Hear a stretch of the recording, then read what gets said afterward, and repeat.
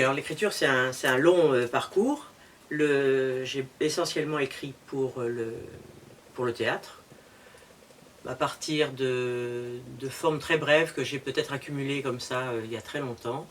Et de fil en aiguille, j'ai trouvé des formes plus longues, de plus en plus. Enfin, j'ai allongé les formes avec lesquelles je me battais.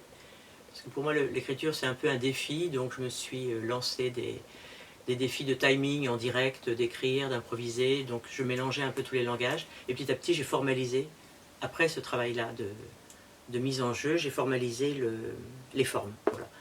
Donc, là, maintenant, j'ai écrit ce qu'on pourrait appeler des pièces qui sont publiées. Et bon, comme plus on rentre dans l'écriture, plus on a envie d'y passer du temps, parce qu'on voit que c'est un foyer intérieur très très vivant. Et donc là, depuis plus d'1 an maintenant, je me suis lancé sur l'écriture d'un roman.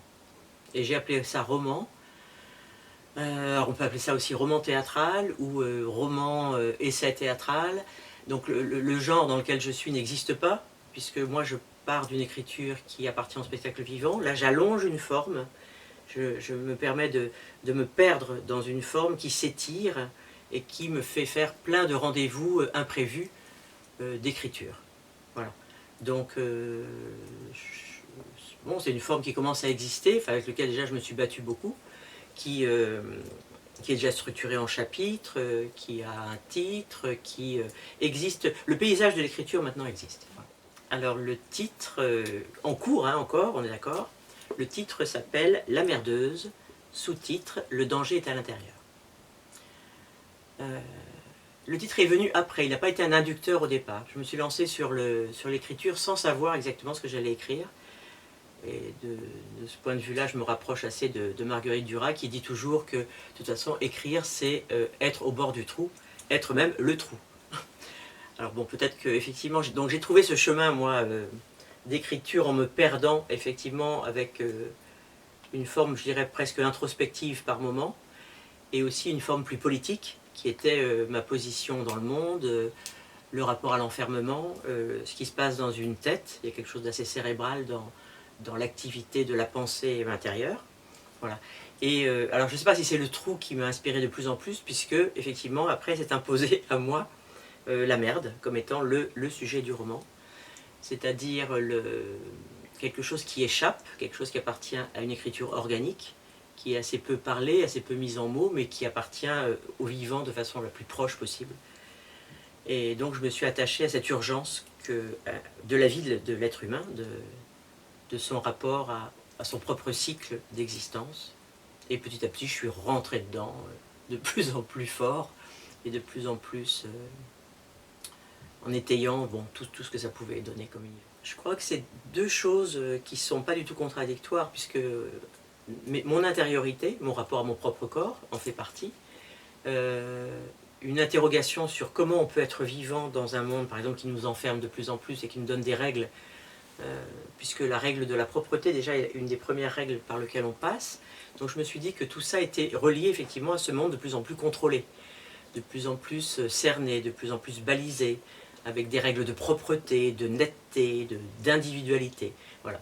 Et donc effectivement, je pense que c'est une parole politique. De toute façon, je ne sais pas vraiment faire autre chose.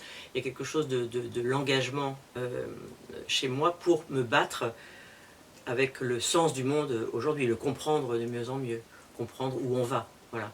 Et moi, je passe par cette langue-là que je mets en mots, qui se développe, qui prend la merde comme sujet essentiel, non pas pour restreindre en fin de compte la dimension du corps, mais lui trouver sa vraie place aujourd'hui, si on veut. Alors après, je ne suis pas là pour résoudre non plus nos problèmes. Je suis là juste pour, en passant par peut-être quelque chose de la métaphore, de notre merde, je passe par ce biais-là pour aborder la problématique de l'existence de l'être humain, c'est sûr. Alors, moi, j'ai pas de filtre du tout quand j'écris. Je veux absolument d'ailleurs retirer mes propres filtres, c'est-à-dire me mettre en situation de la parole essentielle, urgente, comme l'enfant qui parle en épousant le monde, en épousant la bouche de sa mère, en essayant de comprendre ce qui se passe, et avec son propre corps qui émet de plus en plus des choses qui sont interprétées par les êtres humains qui sont autour de lui. Je suis plus sur cette idée du langage que sur un langage social qui nous raconte exactement les rapports sociaux dans lesquels on est. Là, j'ai mis en jeu, si vous voulez, une femme qui habite dans un appartement. Je pense que je suis aussi encore imprégné effectivement de cette période Covid qui nous a infligé une violence forte au niveau de notre liberté, de notre façon d'exister. Donc il y a quelque chose effectivement de l'enfermement qui est mis en place. Et ce que je sais moi, c'est que la langue ne peut pas être une langue qui nous fait parler, on va dire, facilement. Voilà, par exemple. Je trouve que dès qu'on est dans la facilité de sa propre langue, on raconte plus grand chose, souvent on bouche les trous. D'ailleurs, par exemple, deux personnes qui veulent se séduire parlent beaucoup. Mais ça ne sert à rien, on est d'accord? C'est uniquement, et il y a beaucoup d'actes dans la vie sociale qui sont de cet endroit-là, où on parle, pour pas dire grand-chose. Là, je suis plutôt parti de quelqu'un qui est seul, donc qui ne parle pas vraiment, et qui est confrontée à son intériorité, comme étant quelque chose qu'elle doit comprendre profondément pour continuer d'exister. Sans ça, elle est mise à mal et elle est en péril. Donc c'est quelque chose de vital. Voilà, l'écriture, elle est vitale. Et donc l'idée, par exemple, d'utiliser le mot merde fait partie de la langue et pour moi raconte plus de choses parce que justement, il est lié à emmerdeuse, merdeuse, il est lié à tout un imaginaire qui libère un peu le mot, par exemple. Alors le mot caca est le mot de l'enfance. Donc je ne l'utilise pas, j'ai décidé d'utiliser un seul mot. Je crois que peut-être je vais utiliser étron, des choses comme ça de temps en temps, mais très peu. C'est comme s'il y avait ce sujet-là, en fin de compte, devient un vrai personnage à part entière, qui rééclaire tout le reste. Je crois que j'ai beaucoup accumulé des images, et puis que mon cerveau est quand même complètement habité. Donc c'est plutôt lui qu'il faut que je libère de ce qu'il emmagasine et de ce qu'il met en jeu. Je vois plus comme ça que comme des anecdotes, on va dire, que je reprendrai. Après, de fait, je repasse dans des choses que j'ai vécues, par exemple. Mais à ce moment-là, c'est lié uniquement à la merde. C'est pas lié à des situations sociales. Après, je m'imprègne beaucoup de tout ce qui est donc pas non dit autour de ce sujet. Dans d'autres textes que j'ai faits aussi, c'est effectivement, je parle des choses qu'on ne dit pas. Par exemple, dans J'ai un vieux dans mon sac, si tu veux je te le prête, j'utilise le mot vieux et vieille, volontairement. Parce que justement, on ne dit plus ce mot-là. Et que je pense que c'est le mot qui est le plus près de ce que peut vivre une personne vieille. Voilà. Ça ne sert à rien de dire senior. Voilà, pour moi, c'est un mot pauvre.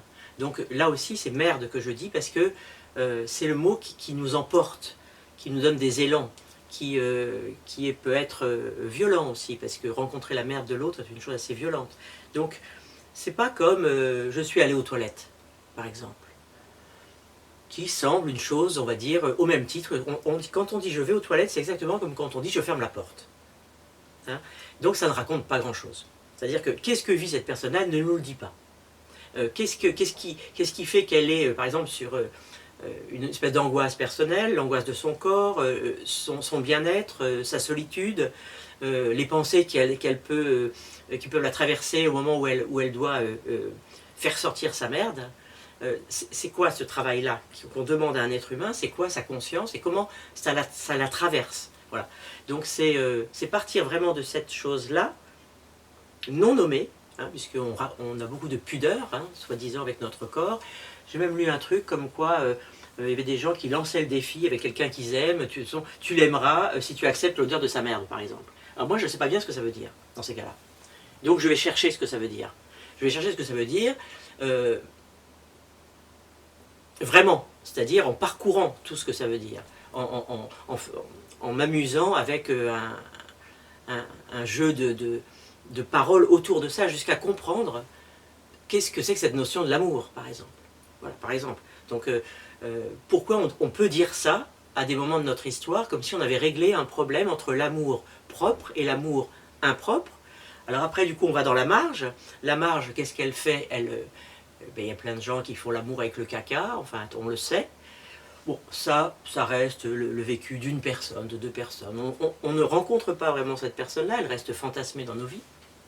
Nous-mêmes, on ne sait pas trop ce qu'on doit faire avec notre merde au moment de la sexualité.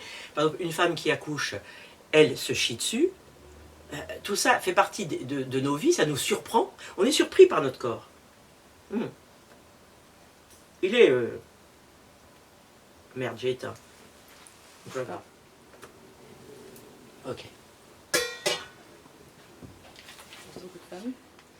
Je me suis aperçu que le nombre de situations fortes de la vie, ce ne sont pas celles-là qui font qu'on se relie à l'autre. Voilà. Par exemple, ça pose le même problème que l'amour. On a défini l'amour comme étant deux personnes qui s'aiment, soi-disant. Bon, ok, elles s'aiment. Ça ne veut rien dire. Il y a 10 000 façons d'aimer ou de ne pas aimer en disant je t'aime. Donc ça me trouble tellement que ça va me troubler. Je ne sais pas ce que... Moi, j'ai toujours dit que je ne pouvais pas écrire sur l'amour, par exemple. Parce que j'y comprends rien. Alors, la merde, je comprends plus. C'est clair que, même si en plus j'ai eu beaucoup de mal à apprivoiser ma propre merde, et que c'est en fin de compte un chemin, exactement comme le chemin de mon écriture, je me suis dit que j'étais sur un temps long, parce que ça, apprivoiser son corps est un chemin long. Et que peut-être ce sujet-là me permettait moi aussi de poser quelque chose de moi-même dans la durée et dans l'écoulement de quelque chose de moi. Donc je m'aperçois que le rythme de l'écriture est lié aussi à tous ces cycles mal racontés dans lesquels je suis avec ma merde, par exemple. Parce que je n'arrive pas à savoir ce que je provoque moi, est-ce que je suis le sujet ou pas. Alors en écriture, c'est très intéressant de savoir si on est le sujet. Dans un roman, aujourd'hui, le je, le il, qu'est-ce qu'on utilise, enfin bon, on peut passer des heures à ça. Hein. Et moi, je me dis que je suis en état d'observation de mon écriture en même temps que j'écris. Donc j'ai fait rentrer des... Par exemple, au départ, il y avait un personnage, je me suis dit, on va s'emmerder avec un seul personnage. C'est clair, et dans sa tête, c'est quoi ce truc, pourquoi elle est si enfermée dans sa tête, ok. Donc j'ai secoué un petit peu tout ça, j'ai essayé de faire rentrer des chemins de traverse dans l'écriture, des contradictions, en me disant qu'il fallait sortir de son enfermement, mais bon, si elle n'y arrive pas à sortir de son enfermement, elle n'en sortira pas. Hein, les personnages ont raison. Ils ont toujours raison. Et donc, j'ai fait rentrer la visiteuse. Alors, par exemple, celle qui s'est appelée la merdeuse après, ne s'appelait pas la merdeuse au début. Elle s'est appelée merdeuse au bout d'une bonne semaine d'écriture. La visiteuse, au départ c'était elle, je. C'est quoi ce dialogue qui a l'air de naître, on ne sait pas trop d'où ça vient. Et puis petit à petit, il y a eu la visiteuse. Alors maintenant c'est nommé, maintenant c'est une chose qui se construit avec ça. Il y a la merdeuse, la visiteuse, et puis des personnages un petit peu... donc par exemple, il va y avoir la conscience collective, des choses comme ça, on ne sait même pas ce que c'est, mais c'est pas grave. Donc j'avance avec énormément de points d'interrogation, et j'essaye d'éclairer par différents chemins une forme d'honnêteté à être un être humain qui chie. Voilà. Parce qu'il y a une forme d'honnêteté à être dans ce vécu-là et à s'en soucier. Peut-être qu'il y a plus d'honnêteté là que de faire normal sup, quoi. J'ai rien contre ceux qui font normal sup, comme j'ai rien contre celui qui font du pâté. Hein, en soi, ça me dérange pas. Mais c'est vrai que écrire, je trouve que j'essaie d'être plus honnête en écrivant. Voilà. Donc je ne sais pas bien ce que ça veut dire, mais en tout cas, je me soucie de ça, d'essayer que les mots soient des vrais mots, voilà, et qu'ils appartiennent à un vrai être humain. Bon, mon défi, c'est... mon défi, c'est pas... non, dans mon défi, il n'y a pas d'essayer de régler un problème de l'humanité, c'est très présomptueux. J'ai une utopie de l'être humain qui m'appartient, mais quand j'écris, non, je suis sur ce travail-là, sur ce chemin-là. Et ce que je sais, c'est que quand je commence à faire quelque chose, je vais aller jusqu'au bout. Voilà. Et déjà ça c'est déjà un vrai engagement, parce que c'est pas du tout simple de se lancer sur des chemins comme ça. Il faut trouver la place de ça dans sa vie, il faut faire le vide, il faut prendre des risques aussi avec soi-même, puisqu'on est quand même, comme disait au début Marguerite Duras, au bord du trou, et donc ce trou-là, il faut quand même l'aborder sans avoir peur, ou en ayant peur, ou en étant terrorisé, en étant... ça dépasse largement l'inscription sociale, où je pourrais parler de l'honnêteté dans un rapport professionnel, dans ma parole quand je m'engage dans un débat féministe, ou dans... Voilà, là j'ai une forme d'honnêteté en étant solidaire par exemple sur la sororité, des choses comme ça. À ce moment-là, je me soucie d'être solidaire, d'être le plus honnête possible dans ça, de défendre l'être humain. Si j'interviens par exemple, comme je fais avec ma compagnie, sur des territoires sensibles, avec des personnes fragiles, là j'essaye d'être le plus honnête aussi. À ce moment-là, c'est une posture sociale. Quand j'écris, non.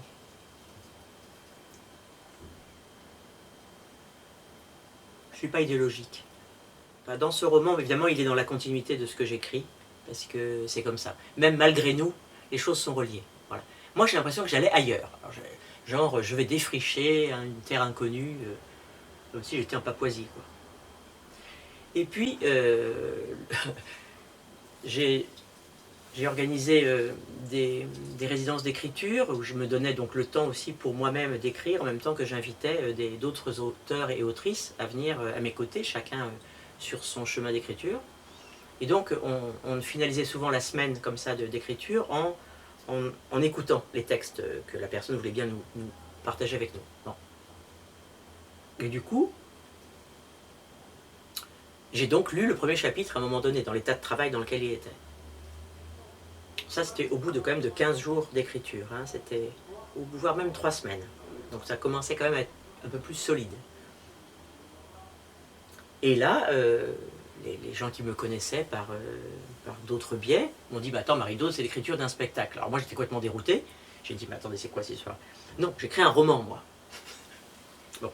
Alors ce que je sais, c'est qu'il y a une forme d'oralité, voilà, qui me traverse, qui est une espèce d'amour que j'ai surdimensionné de m'adresser, de parler à l'autre. Je pense que dans le roman aussi, on parle à l'autre. Alors peut-être que ceux qui écrivent des romans ont classé leur parole d'une certaine façon, que moi, elle est classée ailleurs. Je ne sais pas. Je m'en fiche.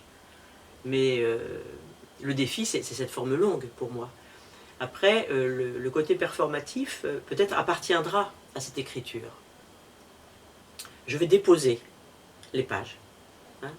Je vais les déposer, elles vont faire œuvre écrite. Voilà. Ça, c'est des choses que maintenant je veux faire, de passer par ce dépôt de ma langue dans une forme écrite, voire publiée, dans le meilleur des cas. Et cette forme-là, donc moi j'imagine, là où j'en suis de l'écriture, j'ai écrit à peu près 4 semaines, voilà, par exemple, sur ce roman. Je pense que faut que je passe encore 4 semaines, par exemple, pour finir de l'écrire, peut-être plus. Mais je voudrais faire un travail de recherche plus encore approfondi autour de tout ça. Je voudrais interviewer des gens. Donc je pense qu'il va y avoir peut-être plusieurs formes aussi qui vont sortir. Parce que plus je fouille ce sujet, plus j'ai envie d'y être à temps plein. C'est ça mon problème. C'est comme si j'étais dans le déchet de toutes les merdes de la planète en même temps. Je crois qu'on chie à peu près une moyenne de 250 grammes par jour. Ce qui veut dire qu'au niveau de la planète, c'est des kilos et des tonnes et des machins à n'en plus finir. Et j'ai l'impression que je veux épouser les tonnes de merde qu'on produit. Et donc c'est sans fin. Puisque la merde c'est sans fin. Alors je suis sur un cycle qui est un peu sans fin, que j'aimerais aussi pouvoir me donner les moyens, toute proportion gardée, de parcourir. Donc par exemple, quand je rencontre quelqu'un et que je lui parle du sujet, tout de suite ça répond. Tout de suite la personne a les yeux pétillants, tout de suite il se passe quelque chose. Et moi ce vivant que je provoque, malgré moi parce que peut-être je suis trop bavarde, fait que moi je veux continuer de parcourir ça. De le parcourir, je voudrais interviewer je ne sais pas combien de personnes, retranscrire ça, faire des performances à partir de ces écritures-là, créer ces personnages-là, en faire des personnages un peu fantasques comme j'arrive un petit peu à faire, être dans la démesure de tous ces vécus qui sont absolument magnifiques et toutes ces instabilités dans lesquelles on est. C'est très beau À quelqu'un qui est un peu instable, c'est magnifique. C'est là où il est vivant. Pour ça, il est figé. On fait une photo, puis c'est réglé. Donc ça me passionne. Après, il y a aussi des recherches qui sont faites par des spécialistes. La merde traverse tous les champs de la connaissance. Hein. C'est le médical, le psychologique, l'éducation de l'enfant, le rapport à la mort. Enfin, c'est beaucoup de choses. Hein. Nos déchets, voilà, bonjour la planète. Et donc, il y a énormément de champs qui peuvent être abordés sur cette thématique-là. Et moi, je me pense comme être un être assez ignorant. Donc je suis plutôt partant pour rencontrer des gens qui vont être sur mon chemin là en ce moment, enfin que je puisse rencontrer pour élargir cette intuition que j'ai eue en fin de compte de devoir écrire sur ce sujet. Ça m'est arrivé dessus, même si la merde chie par en bas, là elle m'est retombée sur la tête le truc. Donc je ne l'ai pas vraiment choisi. Hein. C'est ça qui est compliqué dans le parcours d'un artiste, c'est qu'on se retrouve confronté à des sujets sans les avoir vraiment choisis. Hein, donc, mais c'est ce qui est beau aussi, parce que ça veut dire que ça nous a traversé, que donc ça peut traverser l'autre. Ce n'est pas quelque chose qui peut nous appartenir. C'est là où ça crée des vrais chemins pour tout le monde. C'est là où ça prend sens, parce que l'autre, il est avec nous quand on cherche dans ce sujet-là. Il est avec nous. Il n'y a personne qui ne peut pas être solidaire de ça. Après, c'est des formes esthétiques, après, c'est des catégories dans lesquelles on peut mettre un artiste. Là, c'est sans fin. Moi, je ne me soucie pas de ça au départ. Je veux élargir l'écriture, je pense encore. Élargir. Prolonger, élargir. Faire une énorme merde sans fin. Peut-être c'est ça. J'aimerais bien. Alors, j'ai un livre que j'ai lu il y a longtemps qui m'avait complètement marqué et je pense même... il est arrivé dans ma vie à l'opposé des romans que je lisais à l'époque. C'était l'Anti-Oedipe de Deleuze et Guattari, qui est un livre qui a été quasiment censuré à l'université pendant tout un temps. C'est donc l'anti-psychiatrie, qui posait des mots complètement différents sur ce qu'on appelle la psychose, et ouvrait un champ organique du fonctionnement du corps, se resituant sur ces mots-là du corps et non pas les mots plus on va dire de Freud. Enfin, moi, je ne suis pas une spécialiste, hein, là je reparle des souvenirs. Mais bon, Freud était un peu sur le rapport, voilà, père, mère, famille, enfin il y avait beaucoup de choses qui se lisaient sur ce rapport, donc les rapports familiaux, de construction de l'être humain. Là, tout d'un coup, quelque chose qui dépassait la famille. Alors peut-être que c'est erroné ce que je dis, hein, je suis prête à le remettre en jeu. Qui faisait que notre corps, justement, pouvait exister avec peut-être des fantasmes, enfin, toutes les folies pouvaient s'inscrire dans notre corps, en dehors du fonctionnement de la famille, mais comme si, à l'intérieur de nous, nos viscères, notre cerveau, impliquaient notre propre délire, je dirais, de configuration de notre corps, de nos limites, de tout un champ physique, très très physique de notre énergie, de notre existence. Là, ça aborde quelque chose qui m'intéresse toujours, c'est le bord de la folie. À quel moment donné, quelqu'un bascule dans la folie. Moi, je suis fasciné par tous les auteurs qui, effectivement, écrivent toujours sur le bord de leur propre folie. C'est quand même là où il y a des explorations de l'être humain qui sont les plus fascinantes. Donc voilà, donc là, je pense que c'est tout un champ que j'aimerais, a priori, reprendre aussi. Il y a très peu de personnes aujourd'hui qui sont liées à l'antipsychiatrie. C'était vraiment les années, fin des années 70, je pense. Mais bon, voilà, ce livre, de toute façon, reste référencé, puisque là, j'ai été écouter des philosophes d'aujourd'hui, là, qui, de temps en temps, le citent. Donc, je pense qu'il reste quand même en mémoire. Mais difficilement, comment dire, avec une grande difficulté à se réapproprier. Voilà. Et du coup, c'est intéressant, ce qu'on n'arrive pas à se réapproprier. C'est comme une plante qu'on n'arrive pas à canaliser. C'est comme les plantes les plus vivantes qui se sauvent, même si on ne les arrose pas. Hein. C'est pas la tomate qu'on arrose qui est intéressante. C'est des plantes qui sont semi-sauvages. Hein. C'est cet organique là qui peut-être peut sauver l'humanité, c'est-à-dire cette interrogation sur notre